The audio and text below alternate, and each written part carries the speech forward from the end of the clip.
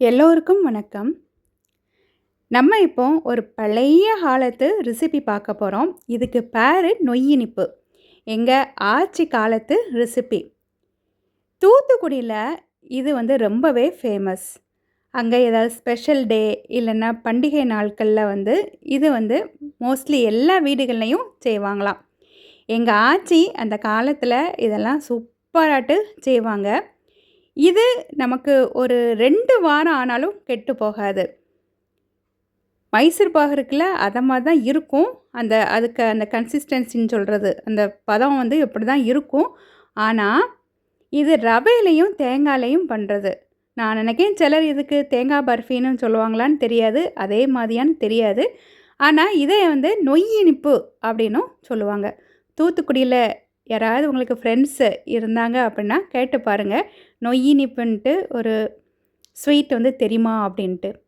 இப்போ இது இது நான் இங்கே பஹ்ரைன்ல செய்தது உங்களுக்கு இந்த வீடியோல காட்டுறேன். ஃபர்ஸ்ட்டு நம்ம சாஃப்ட்டா இருந்துச்சுல, இது கொஞ்சம் ஹார்ட் ஆயிட்டுல, கொஞ்ச நேரம் ஆயாச்சுன்னா ஹார்ட் ஆயிரும். ஏன்னா அது மைசூர் பாகு மாதிரி இருக்கும்னு சொன்னேன்ல. இது யாரு செய்ய போறான்னா, எங்க அம்மா எங்க வீட்டு கிச்சன்ல செய்ய போறாங்க. அத வீடியோ எடுத்திருக்குது. 1 கப்பு ரவை, 1 கப்பு தேங்காய், கொஞ்சம் ஏலக்காய் பொடி, 1 கப்பு சீனி. 1 கப்பு சீனிய இந்த சீனி சட்டியில போட்டுறணும். அந்த சீனி மூழ்கிற அளவுக்கு தண்ணி அதில் விட்டுறணும். எங்கள் அம்மா அவங்க கைப்பக்குவத்தில் அப்படி பக்குவமாக பண்ணுறாங்க. இது நமக்கு அந்த பிசுபிசுப்பு வர்ற அளவுக்கு இது நல்லா கொதிக்கணும். இந்த சீனி சிட்டிக்கு வயசு 51 ஆகுது. எங்கள் அம்மா கல்யாணத்தோட எங்கள் ஆச்சி அவங்களுக்கு சீதனமாட்டு கொடுத்த சீனி சட்டி. என்ன மெட்டல்னு தெரியலை. ஆனால் 51 வருஷமும் அது ரொம்ப நல்லா இருக்குல்ல. அது நமக்கு கொதிச்சிட்ருக்கும் போதே நம்ம மைசூர் பாகெல்லாம் பண்ணியாச்சுன்னா நமக்கு அது ரெடி ஆனோன்னா ஒரு பிளேட்டில் மாற்றுவோம்ல நெய் தடவிட்டு. அதனால் இதுலேயும் நெய் தடவி நமக்கு இது ரெடி ஆனோன்னே அதில் விடதுக்குன்ட்டு அந்த நெய் தடவி ஒரு பிளேட் வச்சுருக்காங்க. இது இப்போ இந்த சீனி நல்லா நுரைச்சிட்டு நல்லா கொதித்து இந்த மாதிரி வருது. இதில் அந்த பிசுபிசுப்பு வர்ற அளவுக்கு இதை நல்லா உங்களுக்கு கரெக்டாக அந்த பக்குவம் தெரியுது. நான்னா தொட்டு தொட்டு பார்ப்பேன். 1½ கப்பு தேங்காயில் கொஞ்சம் ஏலக்காவும் பொடிச்சு வச்சுருக்குறாங்க. இது நல்லா அந்த பிசுபிசுப்பு வந்த உடனே இந்த தேங்காய் எல்லாத்தையும் அதில் போட்டுறணும். தேங்காய் நல்லா பொடிசாக திருவி வச்சுருக்கணும். கட்டி எதுவுமே அந்த தேங்காயில் இருக்கக்கூடாது. இனி இந்த சீனி பாகு இருக்குல்ல, இதில் இந்த தேங்காய் நல்லா வெந்து வரணும். அதனால் இதை ஃபுல்லாக நம்ம கிளறிட்டே இருக்கணும், இல்லைன்னா அடி பிடிச்சிரும். இந்த பாத்திரம் இந்த சீனி சட்டி இருக்குல்ல, அது ரொம்ப நல்ல சீனி சட்டியாக இருக்கும். ஏன்னா 51 வருஷம் அது ரொம்ப நல்லா இருந்திருக்குல்ல. இதில் ஒரு ஒரு சீக்ரெட் இன்க்ரீடியன்ட்ஸ்னு சொல்லலாம். இதுதான் இதுக்கு ரொம்பவே ஃப்ளேவர் கொடுக்கும். இதுக்கு பேர் எங்கள் அம்மா கேக் சீடுன்னு சொல்லுவாங்க. ஆனால் ஆக்சுவலாக இது சாஜீரா இருக்குல்ல அது. அந்த காலத்தில் கேக் சீடு அப்படின்னு சொல்லிட்டு தான் நாகர்கோவிலில் வைட்டா மார்ட்னு ஒரு கடை உண்டு. அங்கே போய் கேக் சீடு அப்படின்னு வாங்கிட்டு இந்த நொய் இனிப்பு பண்ணுவாங்க. நொய் இனிப்பு பண்ணும்போது அதில் போடுவாங்க.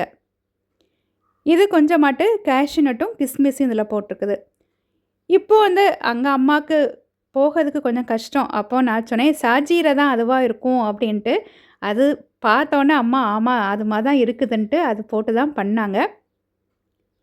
இது நல்லா அந்த தேங்காய்லாம் வெந்ததுக்கப்புறம் அந்த ரவை இருக்குல்ல, ரவை வறுக்கெல்லாம் வேண்டாம், சும்மாவே நம்ம அதில் போட்டுடலாம்.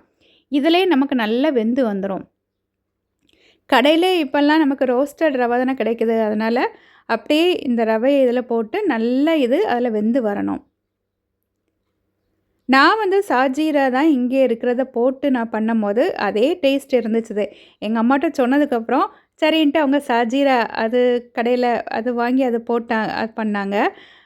டேஸ்ட் கரெக்டாக அதே மாதிரி தான் இருந்துச்சு அப்படின்னாங்க. அதனால் இங்கே சாஜீராவே போட்டு பண்ணுங்க. இது நல்லா இந்த மாதிரி சேர்ந்து வந்ததுக்கப்புறம் நெய் ஒரு 2 டேபிள் ஸ்பூன் அளவுக்கு நெய் விட்டுக்கணும். அவங்க கை பக்குவத்தில் அந்த மெஷர்மெண்ட்லாம் இல்லாமல் அப்படியே விடுறாங்க. நம்மெல்லாம் இப்போ மெஷர்மெண்ட் பார்த்து தானே விடுறது.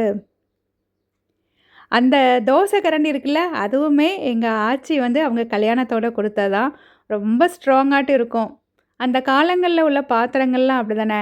இது எல்லாம் நல்லா சுருண்டு வந்தோனே, நம்ம நெய் தடவி வச்சுருக்கோம்ல பிளேட்டு, அதில வந்து இத அப்படியே போட்டுறணும்.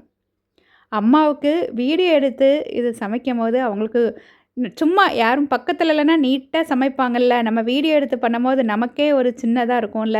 அவங்களுக்கு இப்போ வயசாகும்போது இன்னும் கொஞ்சம் ஒரு மாதிரி அந்த இது இருக்கும். ஆனாலும் என்னவோ எனக்காக அழகாட்டு செய்துட்டாங்க. அம்மாக்கு ஹேப்பியா தான் இருக்கும். இந்த மாரி வீடியோஸ் எடுக்கிறத அது இருக்கும்ல அப்படின்ட்டு அம்மா வந்து அ எடுக்கும்போது அவங்களும் எடுங்க அப்படின்னு தான் சொல்லுவாங்க. இது வந்து நம்ம இந்த பிளேட்ல விட்டுட்டு மேலேலாம் நம்ம நல்லா அத வந்து தடவி விட்டுறணும், அந்த கரண்டி வச்சு. இது கொஞ்ச நேரம் ஆகும்போது, அந்த கத்தியில கொஞ்சம் நெய் தடவிட்டு இந்த மாரி பீசஸ் ஆட்டு போட்டுறணும். மைசூர் பாகுக்குலாம் போடுவோம்ல, அதே மாரி தான். இல்லன்னா, நமக்கு அது ஹார்ட் ஆயிரும். நமக்கு அது தனியாட்டு உடைச்சி அந்த ஷேப் வராது.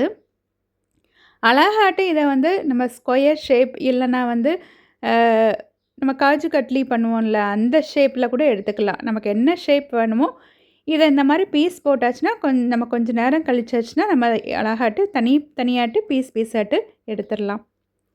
இது ரொம்ப டேஸ்ட்டாட்டு இருக்கும். இது எங்க வீட்ல அந்த வெளிச்சம் கரெக்ட்டாட்டு இல்லாதனால, கொஞ்சம் பார்க்குறதுக்கு அது கொஞ்சம் அ டார்க்காட்டு இருக்குது. அதனால தான் நான் இங்கே செய்தது உங்களுக்கு அது கரெக்ட்டா அது எப்படி இருக்கும் அப்படின்னு தெரியறதுக்காகவே நான் இது செய்தேன்.